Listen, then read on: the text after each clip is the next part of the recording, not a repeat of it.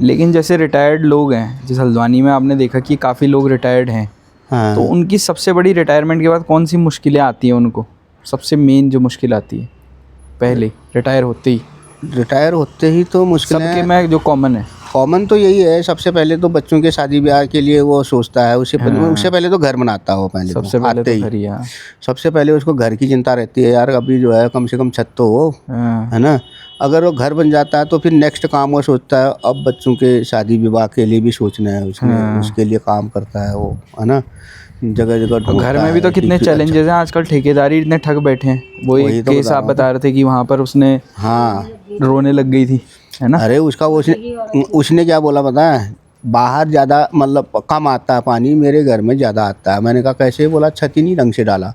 तो अब बताओ। लगा लो, उसमें यहाँ से गए ना सभी लोग, फिर मीटिंग बिठाई उसने कि मेरे को शेखराज ने ठग दिया, और धमका और ऊपर से दिया था उसको कि ज़्यादा ऊपर से अलमारी भी नहीं बनाई थी। हाँ। अलमारी बोली थी बना दूंगा, बोला बनाए ही नहीं। कुछ नहीं करते हैं फिर वो बोल रहा था ज़्यादा फालतू असल में। बोलोगे तो मैं हाँ कर दूंगा। हाँ, वही तो डराते भी हैं। असल में क्या था ना, वो फौजी था हाई एल्टीट्यूड में कहीं, बेचारा उसको छुट्टी भी नहीं मिल रही है, उसको टाइम ही नहीं है। अब अकेले लेडीज देख रही है, जिस दिन लेंटर पड़ा था उस दिन लेडीज भी नहीं गई, वो बताओ। उसकी वाइफ भी नहीं जा पाई। उस तो दिन सबसे मनमानी ज़्यादा उसने ख्याल सीमेंट रखना होता है। बचाने की। अब एक चीज़ ये है, आपने 10-20 हज़ार रुपया बचा भी लिया तो अगले का तो यार लाखों का आपने नुकसान कर दिया। उसके पसीने की कमाई है उसकी बेचारे की ने, कितना मतलब वो रो रहे थे, बोलते यार चलो। हम लोग भी गए थे वहाँ, फिर वो मीटिंग में जा करके बोला, यार ऐसा क्यों करते हो तुम? फौजी आदमी की मेहनत की कमाई है यार, कोई कहीं से ऊपर से तो कमा नहीं रहा बेचारा, अपना खून पसीने की कमाई होती है उसकी। फील्ड आईएलटी में नौकरी कर रहा होता है वो, है ना।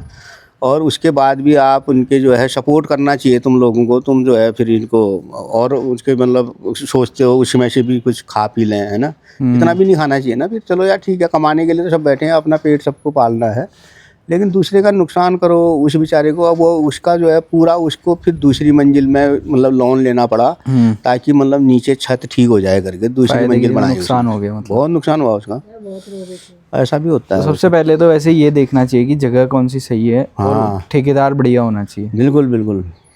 है ना। ठेकेदार तो वैसे मैंने बताया नहीं था कि विश्वास पात्र होना चाहिए, नंबर एक। दूसरा जो है उसके जो कारीगर हैं वो थोड़े अनुभवी होने चाहिए, नौसिखिए नहीं होनी चाहिए। ये सब चीज़ें तो आती हैं, नहीं तो वो सब अरे नए नए लड़के सीख रहे होते हैं, वो बोलते हैं कि 2-4 मकान जब ठीक ठाक बन जाएंगे तब सीख लेंगे। फिर अब जिसका मतलब जहाँ से शुरुआत कर रही है उसका बेचारे का तो उसका तो नुकसान होगा ही ना। ये चीज़ तो है।